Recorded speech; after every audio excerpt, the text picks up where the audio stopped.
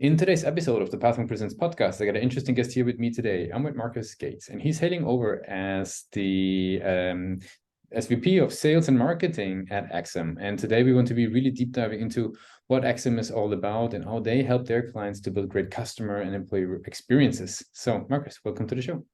Thanks. Glad to be here, Lucas. Of course, yeah. So maybe give people a quick insight. What is Axim all about in your own words? Sure. Axim is we're going on 7 years old as a company. We're focused on helping companies choose and use the best communications and customer contact technologies for their particular situation.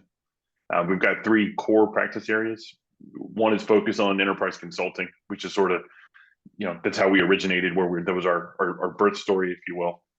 Since then, we've evolved an experience analytics practice where we have an analytics framework called Axim Analytics that we use to help customers solve particularly tricky analytics problems to get better insight out of complex contact center and communications solutions ecosystems. And we also have a nearshore center in Costa Rica from which we provide modern technical skills for companies looking to get the most out of not just communications technologies, but the applications and platforms that revolve around them. Very good. That gives a very clear overview. What would you say, who are your clients? What types of businesses benefit the most from Axim? Typically, the clients we work with it's a little different we're a smaller company, 50 people or so, but the clients we work with tend to be on the larger end of the spectrum. Mm-hmm. That's not universally true, but generally that's the case. Mm-hmm. Typically, the clients that benefit from our services the most are clients who have got, larger, more complex communications solutions ecosystems in place. Clients that have larger contact centers or larger or complexity in those contact centers and ecosystems for sure. Mm-hmm. Very good. Now, these folks, how do they learn about Axim? How would you describe their journey? What channels do they walk through?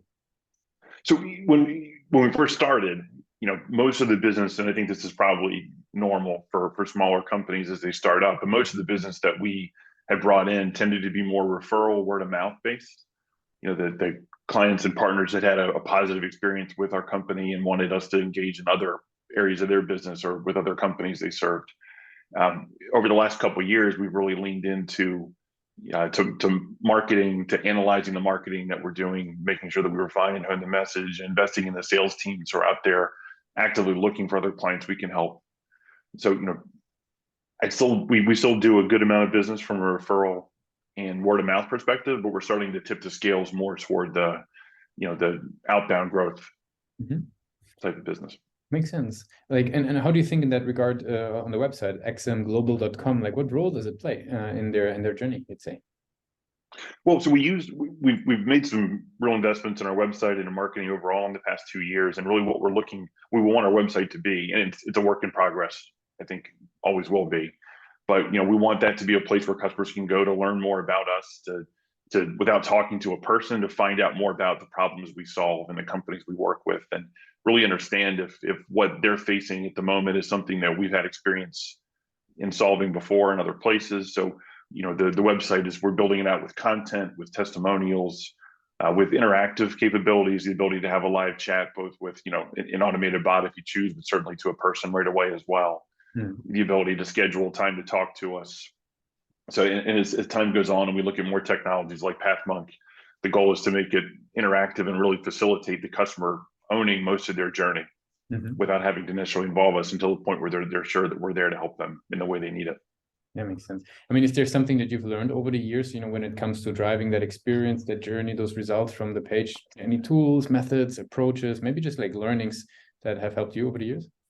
Well, one of the things that I've learned, especially again over the last couple of years, where we really leaned into this, is it's not enough just to advertise and to put a message out, but you really need to have the analytics layer around it to understand how that message is being received, if it's landing the way you want it to, or the conversion's happening, or people are they gravitating toward the wording and language that you're using.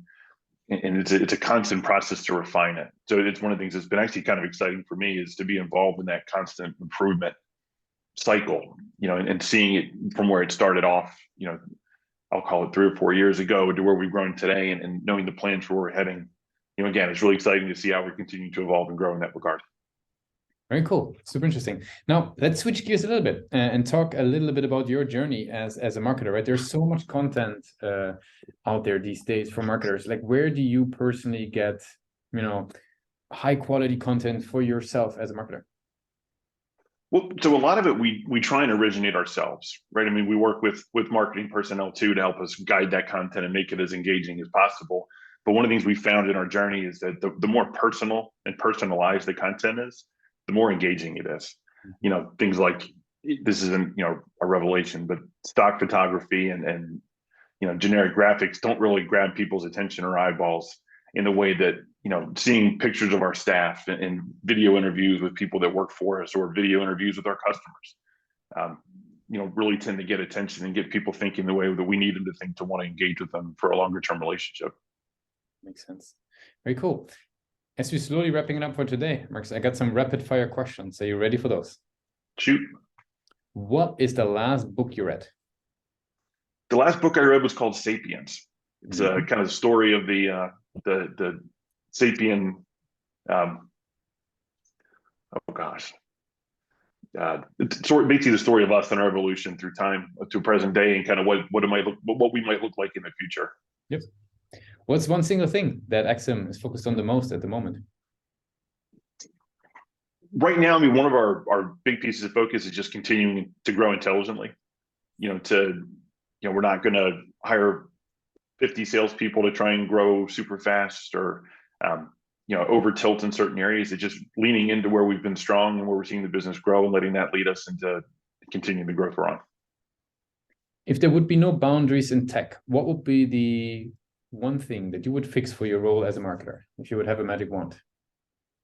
Well, I would say it'd be great to know who's visiting our website down to the person. Although I would tell you that on the other hand, that's also kind of scary to be able to get that kind of intelligence. So I'm not sure that's something I would fix if I could. But as a marketer, it would certainly be valuable. If you could snap your finger and get one task that you repetitively have to do as a marketer out of your hands, done for you, what's the one that you would pick to get out of your hands? The one I would say is probably copy review.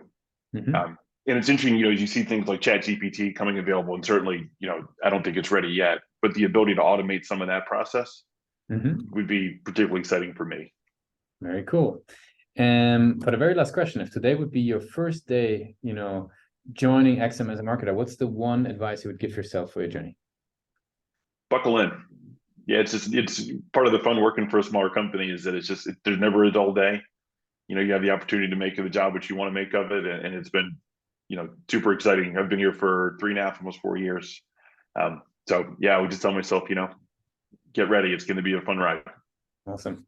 Marcus, I really appreciate you joining us on the Pathfinder Presents podcast today. I want to give you the very last word. If somebody would be forgetting all that we discussed about Axim, what's the one thing people should remember?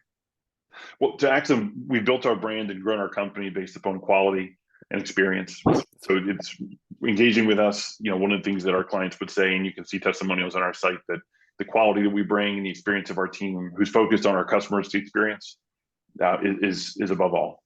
So we invite you to come experience that yourself. Thanks a lot for being a guest on Pathfinder Presents. Lucas, thank you for having me.